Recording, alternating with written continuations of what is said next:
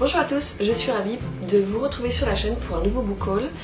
Vous allez voir, le book haul du mois de septembre est assez conséquent. J'ai reçu des bouquins, donc DSP, j'en ai trouvé en boîte à livres. J'ai fait des commandes sur Gibert, je vous montre tout ça. C'est parti. Alors, j'ai déjà fait une commande Gibert au début du mois de septembre. J'ai organisé un book club au mois de septembre dont le thème était lire un roman de Toni Morrison. Donc j'en ai profité pour utiliser ma tirelire sur Gibert et je me suis pris Home de Toni Morrison aux éditions 10-18. Je l'ai lu, la chronique est en ligne sur le blog. Alors c'est un tout petit livre qui fait 140 pages, 150 pages à peu près, qui nous raconte en fait l'histoire de Frank Monet qui est vétéran de la guerre du Corée, les Noirs américains, et on est dans les années 60 en Amérique. Donc on va suivre Frank Monet qui rentre de la guerre de Corée, qui est complètement traumatisé, et on va le suivre, il va essayer de rechercher sa sœur qui est gravement malade, et on va le suivre dans cette Amérique ségrégationniste, raciste. C'était... Alors c'est pas un... Voilà, je crois que je suis passée un peu à côté, parce que le style de Toni Morrison est quand même... je sais pas comment vous dire, c'est à la fois fluide, c'est facile à lire, mais en même temps, il n'y a pas vraiment d'intrigue dans ce bouquin. Voilà, mais je suis contente d'avoir découvert ce qui est considéré comme un de ses chefs-d'œuvre. Ensuite, toujours dans la même commande Gilbert Joseph, j'avais entendu sur France Inter, je crois, l'interview de Ginette Kolinka, qui est une des dernières rescapées de Birkenau, qui avait témoigné, et elle a sorti un tout petit livre, donc c'est Retour à Birkenau de Ginette Kolinka, c'est aux éditions Grasset. Alors c'est en collaboration avec Marion Ruggieri. C'est tout petit, hein, vraiment, donc là je vais le sortir dans pas longtemps. Et en fait elle témoigne de sa déportation, enfin c'est même pas une déportation parce qu'en fait c'était un camp d'extermination où en fait elle a été envoyée avec son père et son frère parce qu'elles étaient juifs, et elle est la seule rescapée. Elle raconte son histoire, c'est donc un témoignage. C'est bizarre de dire ça, mais j'aime bien, entre guillemets, les bouquins qui parlent des camps de déportation, des camps d'extermination. C'est toujours un sujet qui me passionne pour des raisons personnelles. Et donc, voilà. C'est un tout petit livre et je pense qu'il est important de l'avoir dans sa bibliothèque pour ne pas oublier. Et un peu du coup dans la même veine, je me suis pris Si c'est une femme de Sarah Helm, Vie et mort à Ravensbrück. Ça c'était aux éditions Le Livre de Poche. Voilà. Alors c'est énorme. Il fait plus de 1000 pages. Il fait 1240 pages.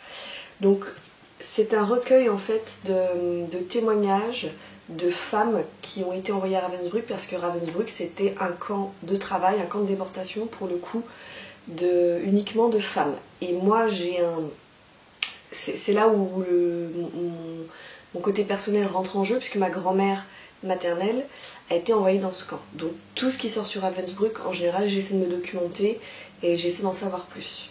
Voilà, donc ça, je pense que je le lirai, ce sera entre guillemets mon livre de chevet, il sera sur le côté de ma table de nuit, et j'en lirai de temps en temps des parties, voilà. Il y a des images, donc recueil de témoignages sur ce terrible camp de déportation. Ça, c'était une petite commande Gibert. Ensuite, je vais vous montrer ce que j'ai reçu. Alors, j'ai gagné sur Twitter, je crois, Les yeux intimes de Christophe Royer. C'est aux éditions Tornada. J'avais joué sur Twitter. C'est moi qui ai été tirée au sort. Donc, je remercie encore une fois les éditions Tornada. Laure de Boulimie Livresque l'a lu, elle a adoré. Je pense que je vais le sortir avant la fin de l'année. J'aimerais bien le sortir là pour le mois d'octobre ou novembre. On est dans une enquête policière, je sais plus quoi exactement, je me rappelle plus, mais il paraît que c'est très très bien et que c'est bien écrit, et c'est un thriller qui se lit vraiment tout seul. Donc ça, il va sortir de ma palle très rapidement. Ensuite, en SP, j'ai reçu, donc c'est l'autrice qui m'a contactée pour recevoir La machine à explorer le temps 3.0. Donc c'est Emily Rock et c'est auto-édité. Alors en fait elle m'a vendu le truc en me disant que c'était un mash-up entre H.G. Wells et sa propre œuvre. En fait c'est véritablement ça, donc encore une fois c'est un tout petit livre. En fait elle a repris La machine à explorer le temps de H.G. Wells, qui est paru, je sais plus, je me souviens plus, en fin 19e ou début 20e. Et en fait, à un moment donné, c'est elle qui prend le relais de l'auteur. Et elle va situer, elle va imaginer donc que l'explorateur va atterrir en l'an 8000, je sais plus combien. Et donc il va s'apercevoir que la Terre a complètement changé. Je l'ai terminé, j'ai beaucoup aimé, parce que c'est de l'auto-édition, parfois je me méfie un peu. C'est très bien écrit, c'était surprenant, ça m'a posé beaucoup de questions. Et je suis en train d'écrire enfin, vous aurez la chronique sur le blog. Voilà. Donc franchement, si vous pouvez vous le procurer, c'est vraiment un petit livre qui est très intéressant. J'ai reçu également, puisqu'on est dans les SP, allons-y dans les SP, alors de la part de Presse de la Cité, j'en ai 3 à vous montrer. Je vais commencer par La Passagère du Saint-Louis de Armando Lucas Correa, que j'avais demandé. Donc on est toujours dans le thème 39-45, puisqu'on est à Berlin en 1939. Alors c'est inspiré d'une histoire vraie. Des tas de juifs ont pris des bateaux pour échapper en fait à Hitler et à son régime nazi, et pour se réfugier aux États-Unis, sauf que les États-Unis leur ont fermé la porte, et donc ce sont des gens qui ont erré sur les paquebots pendant des semaines, et la plupart de ces juifs ont réussi à mettre un pied sur l'île de Cuba. Donc voilà, ça va être encore une histoire passionnante. Je vais essayer de le lire assez rapidement parce que c'est le genre de bouquin que j'aime bien, surtout qu'il y a un jeu entre le passé en 1939 et le présent en 2014 à New York, et ça j'aime beaucoup quand il y a une alternance des deux.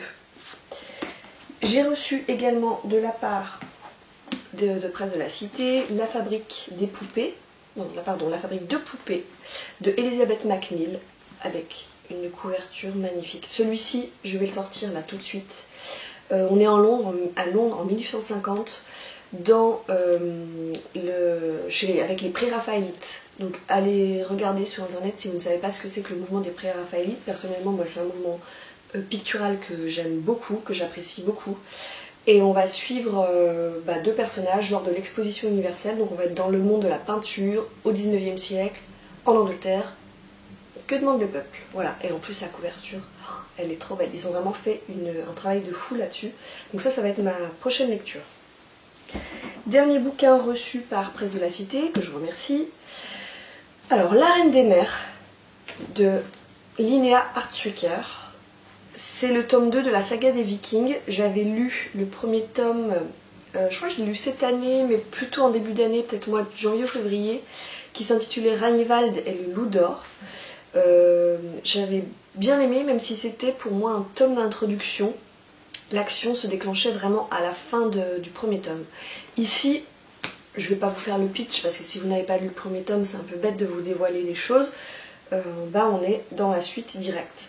Donc ça va pas être ma priorité, je vais le lire, ce sera pas ma priorité parce que j'ai envie de lire les 2 Presse de la Cité avant celui-ci. Voilà. Donc on est chez les Vikings et on nous dit que c'est un mélange de Game of Thrones et je sais plus quoi, et d'Outlander. Voilà, donc c'est pas mal comme ça fait rêver. Voilà, je sais plus où poser les livres, j'en ai trop. J'ai reçu de la part de Babelio Masse Critique, donc aux éditions Asphalt, des vies débutantes de Sébastien Verne. Donc c'était un de ceux que j'avais pris dans ma sélection. Donc on est en 92 aux États-Unis et on va suivre un jeune photographe qui va faire le portrait des paysages, des clients qu'il croise. Et on va suivre un trio en fait de personnages qui vont s'agréger les uns aux autres. C'est tout petit également, ça fait même pas 200 pages, c'est un roman d'apprentissage, et ce que j'aime bien c'est que ça se passe vraiment dans les grands espaces américains, c'est ça qui m'a vraiment séduit. Et puis j'ai envie de découvrir les éditions Asphalt, j'ai encore rien lu d'eux, donc c'est l'occasion. Donc je vous remercie et ça sera lu très vite. Et je vous montre les 3 derniers livres qui sont entrés dans ma palle. Donc au boulot, on met en fait à disposition des livres qu'on a lus, un peu système boîte à livres, sauf qu'en fait c'est au travail. Et je suis arrivée un matin et c'était Noël. Dans mon dernier bilan lecture, je vous ai parlé de Monsieur Mercedes de Stephen King que j'avais adoré. Et je suis arrivée au boulot et j'ai trouvé la suite. Donc autant vous dire que pour moi c'était Noël, je me suis précipitée dessus. Donc j'ai pris le tome 2 qui s'intitule Carnet noir, toujours aux éditions du livre de poche. Donc on suit toujours le détective Bill Hodge. J'ai trop hâte. Je sais pas quand est-ce que je vais le lire, mais j'ai trop hâte de le sortir de ma palle. Et le tome 3, donc c'est Fin de ronde. Alors ici c'est une édition, je crois que c'est une édition Françoisir, ouais. Je l'ai aux éditions Françoisir, mais il est sorti aux éditions Albin Michel également. Donc toujours avec le détective Bill Hodge, donc la grand format. Avec, ça fait trop flipper. Trop hâte également. Et j'ai trouvé un dernier bouquin, donc Franck Tillier, Le manuscrit inachevé. Alors c'est une édition un peu bizarre. C'est pas, normalement c'est l'édition Fleuve Noir, là c'est l'édition de Noyel. De Noyel, je sais pas comment on prononce. Voilà, bon, le manuscrit inachevé, il est sorti il y a un certain moment quand même. Moi j'ai jamais lu cet auteur. Celui-ci, quand il est sorti, m'avait fait très envie. Donc je me dis que c'est l'occasion et puis on va voir. Et en plus il était en état nickel. C'en est tout pour ce book haul, vous avez vu, j'ai pas mal de choses à lire, pas mal de semaines de lecture devant moi. J'espère que ça vous a plu, dites-moi en commentaire, n'hésitez pas à me dire s'il y en a que vous avez déjà lu, que vous avez aimé, pas aimé, si je vous ai donné des idées de lecture pour aller à la médiathèque, les emprunter ou en librairie, ça me fera toujours plaisir. Vous pouvez aussi me rejoindre sur mon Instagram, Carolivre, où je suis assez, tous les jours, hein, je poste. Je suis assez active sur Instagram, donc n'hésitez pas, je vous montre ce que je reçois, je poste des chroniques. Voilà, je n'ai plus qu'à vous souhaiter de très très bonnes lectures et je vous dis à très bientôt pour une prochaine vidéo. Ciao.